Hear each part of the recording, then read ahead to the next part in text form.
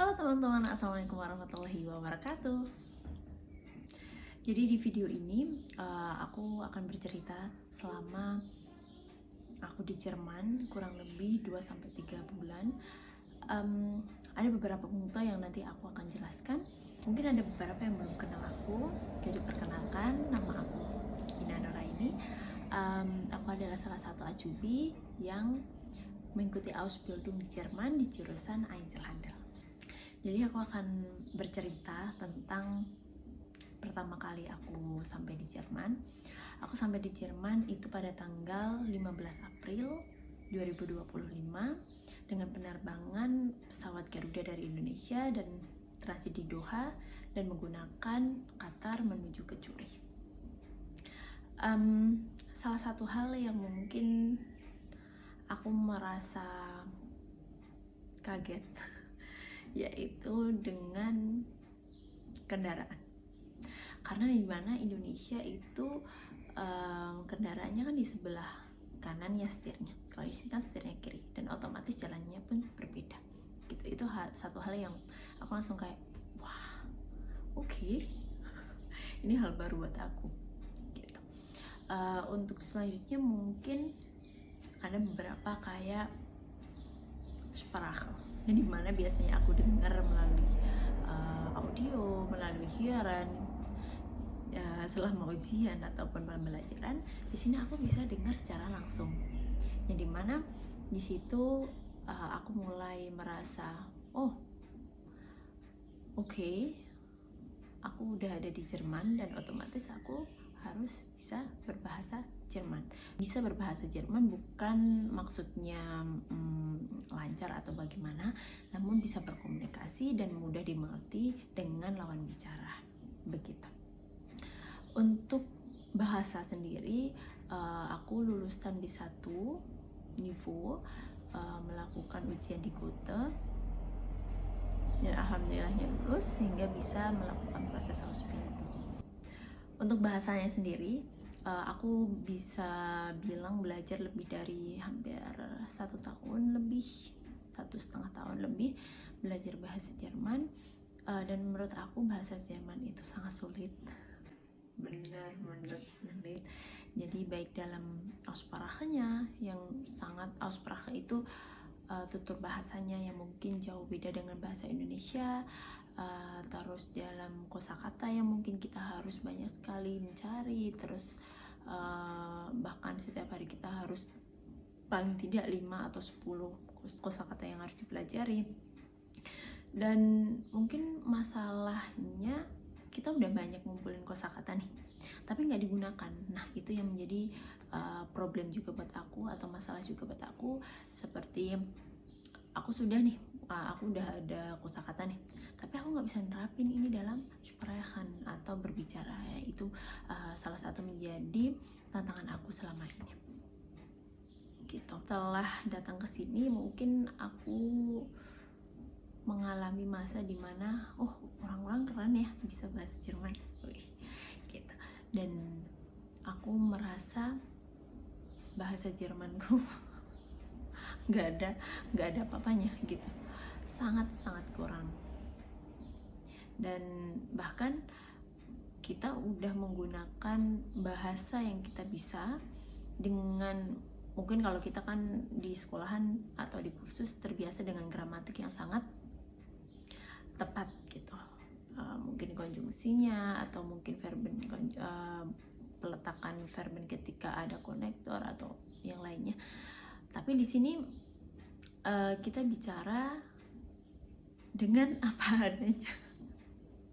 Jadi apa ya, kita lebih ke ya apa yang kita ucapin ya itu yang ada di pikiran kita keluarkan gitu. Kenapa? Karena itu kan spontan ya, jadi nggak bisa kayak kita harus schreiben dulu gitu, atau mungkin kita harus mikir dulu. Mungkin mikir iya sih, cuma terbatas waktunya gitu, yang dimana kita harus ngobrol satu sama lain dengan cepet. Kita nggak dikasih kayak itu kan nggak enak juga ya. Hal yang pertama kali aku lakukan di Jerman untuk menguji bahasa aku yaitu pergi ke supermarket. Nah ini nanti akan nyambung dengan makanan, yang dimana Menurut aku makanan di Jerman itu cenderung mahal untuk makanan Indonesia, yang dimana seperti cabai, tahu, tempe itu adalah makanan yang mungkin murah di Indonesia, melainkan di sini sangat mahal gitu. Terus di sini ada singkong juga, tapi dengan harga yang lebih mahal dan yang lainnya. Untuk makanan jangan terlalu khawatir, karena menurut aku jangkauannya sangat mudah. Kita di sini bisa mengunjungi supermarket yang ada, seperti ada Lidl, terus ada Edeka, ada Norma, terus ada mungkin Kaufland dan sebagainya gitu. Jadi nggak harus khawatir untuk masalah makanan. Untuk masalah makanan mungkin di sini aku jauh lebih bisa hidup sehat. Kenapa? Karena sayur itu cenderung terjangkau gitu, tapi lebih terjangkau lagi ketika kita beli makanan yang frozen food gitu. Jadi kayak sayur yang udah tinggal kita sup aja gitu, atau kita kasih ke kulkas terus bisa dimasak di hari lainnya. Itu justru lebih murah dibandingkan sayur yang fresh, yang asli gitu. Untuk yang poin 1 tadi udah bahasa, poin kedua itu udah ada makanan. Sekarang kita lanjut ke poin ketiga, yaitu tentang cuaca. Aku sampai di sini bulan April, jadi aku masih di akhir winter dan di awal Frühling atau musim semi, yang dimana musim semi di sini belum sepenuhnya semi, jadi masih dingin, masih suhunya sampai 1-2 derajat sampai 3 derajat gitu. Jadi masih perlu menggunakan pakaian hangat. Dan otomatis karena aku nggak bawa banyak dari Indonesia, tapi karena aku sangat beruntung memiliki teman-teman yang ada di sini, jadi aku bisa minta tolong teman-temanku yang ada di sini.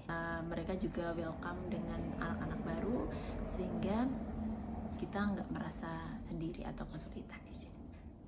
Untuk cuaca, sebenarnya aku merasa lebih cepat di sini karena aku tiba di sini awal pertengahan April, dan itu masih di akhir-akhir winter menuju ke semi, di mana cuaca masih dingin dan sekarang sudah summer gitu. Jadi kayak nggak kerasa udah summer aja gitu. Mungkin kita lanjut ke poin yang keempat, yaitu teman. Alhamdulillah di sini aku banyak teman yang bisa saling tukar cerita, bisa saling tolong menolong, dan itu buat aku merasa nyaman di sini, tidak merasa sendiri. Oke, kita lanjut ke poin selanjutnya, yaitu tentang pakaian, yang dimana ini adalah penyesalan aku ketika pertama kali aku berangkat ke sini. Jadi koperku itu cenderung banyak pakaian dibandingkan makanan. Kenapa? Karena aku kan cenderung kecil gitu. Jadi mungkin kalau di sini jarang orang dewasa yang ukuran aku gitu. Jadi aku ini termasuk ke dalam ukuran anak SMP SD gitulah gitu. Jadi aku bawa pakaianku lebih banyak dibandingkan makanan. Tapi itu yang jadi problemnya, yang dimana setelah aku landing di sini, jadi kan masih banyak proses yang harus aku ikuti kan, seperti pendaftaran diri, terus mungkin cari kartu SIM dan sebagainya. Itu juga butuh waktu gitu, yang dimana aku harus spare dulu sebenarnya bahan makanan yang dari Indonesia gitu, biar uang yang kita keluarin sebelum kerja itu nggak terlalu banyak juga gitu. Dan untungnya aku bawa makanan kering seperti sambal instan, atau mungkin dengan abon, atau bahan makanan kering dan sebagainya, mie instan. Itu juga harus penting banget kalian bawa.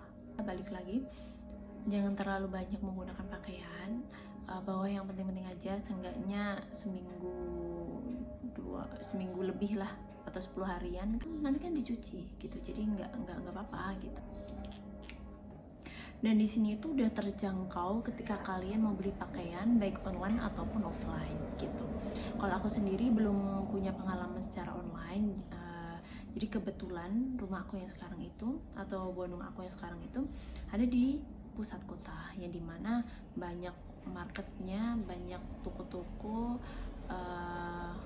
dan ada salah satu juga namanya DRK, yang dimana DRK itu adalah tempat DRK itu kalau di Indonesia hampir sama kayak PMI. Jadi mereka membuat sebuah komunitas ya mungkin ya, dalam bentuk pendaur ulang pakaian-pakaian yang masih layak dan dijual dengan harga yang lebih terjangkau gitu. Kalau di kita mungkin lebih ke ini ya, apa namanya, thrifting gitu. Itu harganya sangat murah, barangnya juga bagus-bagus. Yang penting kalian bawa uang aja guys.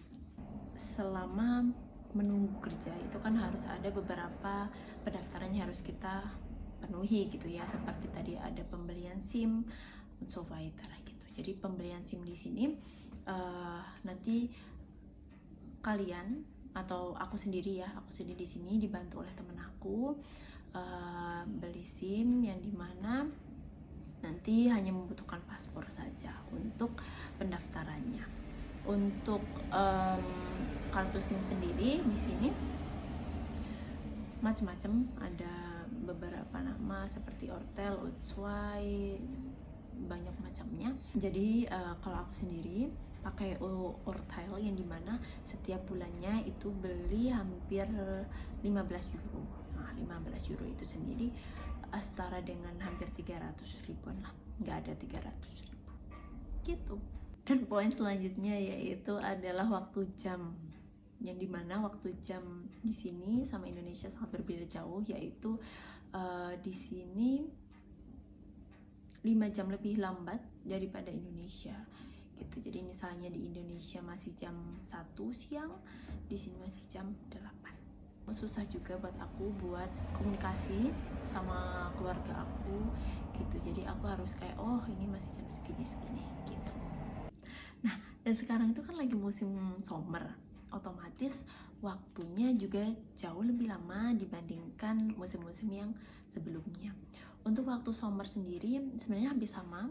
Untuk sholat subuh itu sekitar jam 4, setengah 5, jam 4 itu udah fajar gitu. Jadi setengah 4, setengah 5,